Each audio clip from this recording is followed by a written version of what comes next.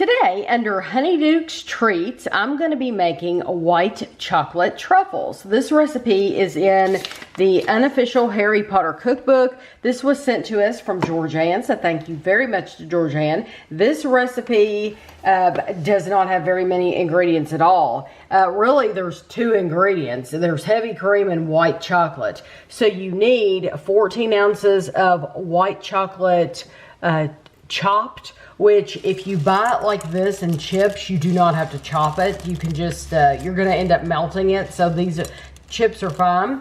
And then you need half a cup of heavy cream. And then you need 10 ounces of white chocolate, which we're gonna use these again, and you're gonna melt these. So the first thing you're gonna do is you're gonna place the chopped white chocolate and heavy cream in a microwave safe bowl. You're gonna microwave it for 2 minutes, stopping to stir every 30 seconds until melted and smooth. Do not overheat the mixture. So, pour this in here. And then we're just gonna stir it a little bit and put it in the microwave. So this is the heavy cream and the milk chocolate melted. So what you want to do now is you cool the mixture at room temperature until it stiffens. So here is the white chocolate. I will tell you, we ended up putting this in the refrigerator because it was never going to get to a good temperature just on its own sitting on the counter. So what I'm doing right now is I'm using a cookie scoop because the instructions tell you that to use your hands, and I don't want the heat from my hands to get this warm because she'll tell you in the recipe book that the heat from your hands, it'll be a mess. And you'll have to wash your hands frequently because it's just messy. It's a messy process. So what I'm doing is I'm trying to work as quickly as I can and put these, you can put them close together. I'm putting them on a piece of parchment paper, as you can see. And she says in her, in the recipe to put these in the refrigerator for up to 10 minutes. We're gonna put ours in the freezer. So I do not think it'll hurt it at all. But just know that if you leave this out on the counter, chances are that it's never going to get to this texture. And I don't know how many you're supposed to get. It says, 2 dozen. Yeah, it says makes 2 dozen. So clearly using a cookie scoop, mine are gonna be like twice as big as they're supposed to be. It's okay, because you know what? If I'm gonna eat a piece of white chocolate, I want it to be a good size. So. Now you could, if you wanted to, pick these up and make them into rounder balls if you wanted. You could, if you want to. Make the perfect ball. If you want to make the perfect ball, you could. Let's see. Let's do one. I'll do one and we'll see. So you're picking it up. It might not be too bad. There we go. As long as it doesn't get too hard to deal with. But the longer this sets out, I would think the stickier they would get. There we go. So it looks like I can do this. So I'm going to do this with the rest of them because I only have a few more. How many did I get, Kevin? Can you count them? 13, I think. 13, so that's not bad. Hey, mine are just twice as big as they're supposed to be, whatever. So I'm gonna put these, like I said, I'm gonna put ours in the freezer. I'll probably leave them for about 15 minutes in the freezer, and then we'll be back for the next step. So for this next part, you need 10 ounces of white chocolate. So I actually used my kitchen scale and weighed this. This is exactly 10 ounces. We're gonna heat this in the microwave for like 30 seconds and then take it out, stir it, do it 30 more seconds, just until it's melted, but you don't wanna overheat it. So I'm gonna let Kevin do this part.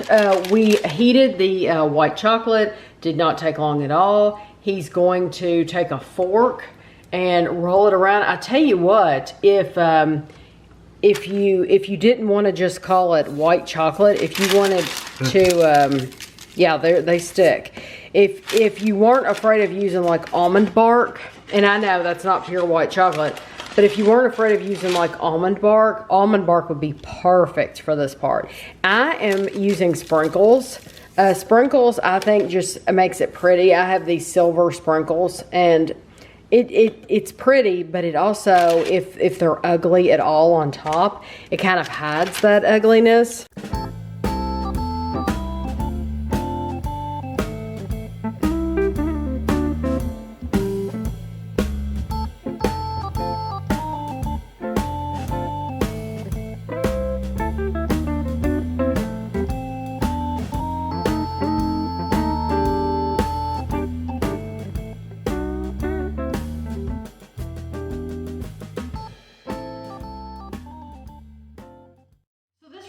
Is one of many that are posted under a section called Honeyduke's Treats. Harry sneaks into Honeyduke's through the cellar, and boy, what a sweet shop. The mouth-watering candies that line the shelves are a sweet lover's fantasy. The following recipes represent the nougat, coconut ice, sugar mice, peppermint creams, sherbet balls, chocolates, and bonbons that Harry saw. This is from Harry Potter and the Prisoner of Azkaban, Chapter 10. So there are a lot more recipes to choose from, and we just chose the white chocolate truffles because I thought, oh my gosh, there's really just 2 ingredients. There's white chocolate and some heavy cream, and that's it. And I added the sprinkles just to add a little... it looks nice. And glitter, yeah, I like it. It looks snowy. It does look, yes, it reminds you of snow. Get one out there. Oh, let's get the biggest one. I'm going to cut it in half just so we can see what it looks like. So mine, like I said, are twice as big as what you're supposed to get. You are supposed to get 2 dozen. I could see them being a little smaller would probably be. Yes, I made mine the size of an Oreo ball. So yeah, they're pretty big. You want to cut that in half? No, but I will. No, but that doesn't mean you can't finish it. I'm just, for right now, just to take a bite.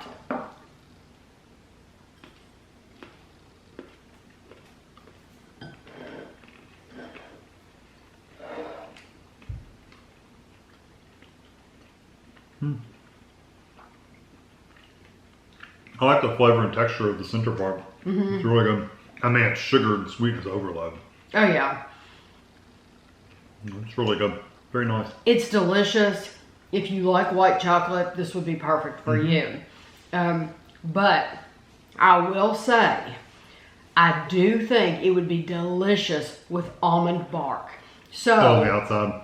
Yes. So if you wanted a little bit of difference of flavor, you're going to get that almond flavor on the outside.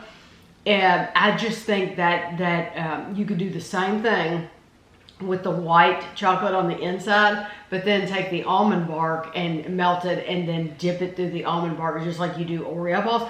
But if you make them just like this, it's delicious. They turned out really good. And you can mix in flavorings on the inside. Like if you wanted a peppermint or a... You could. Whatever you wanted on the inside. You can just a couple drops of something in the middle and stir it up really good. And you know, I have almond flavoring. I have a rum. I think rum extract. Yeah. That would be, you can mix in any kind of flavoring you wanted to. Just don't overdo it. Taste it to make sure it's good. And since Kevin said that, since this is specifically white chocolate, if you wanted to, if you're making these for a festive occasion, say you're making them for Halloween, you could add some food coloring in there and tint that to whatever color you wanted, or you could do separate bowls and do several different colors if you wanted to. Or green on the inside and orange on the outside. Yeah, you see, cool. That's imaginative. Yeah, you could. Yeah, I love that idea. Tinting the inside one color and the outside another.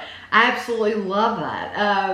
I wish I had thought of that before we did it. But, you know, we always... I like the pure white, too. Yeah, we always try to make the recipe exactly like they say. We tried to tell you the things that we changed to make it work for us. So, just setting it out on the counter was not going to work for us. It was still a little soft.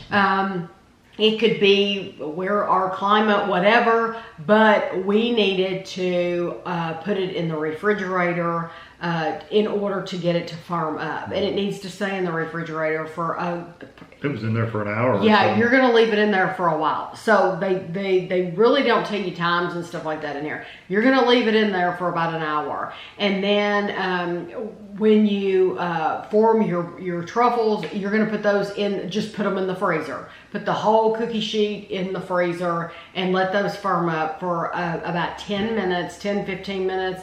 And then pull them out, dip them, put them back in the freezer for about 10 more minutes. Now you can leave them out now. I mean, they're perfect. I mean, you could have stuck them in the refrigerator after you dipped them too, just to firm them up. It's just whatever. You're just trying to cool off the white chocolate. Yes, we just, honestly, we try to do it as quickly as possible. That's just how we work. And I think that's how most people do these. Just don't leave them in the freezer too long, because they will, since the chocolate's hot, you'll get condensation built up on there and it'll make it grainy. Yeah, so don't leave the house. Don't forget about them. You know, you need to be committed to working on them.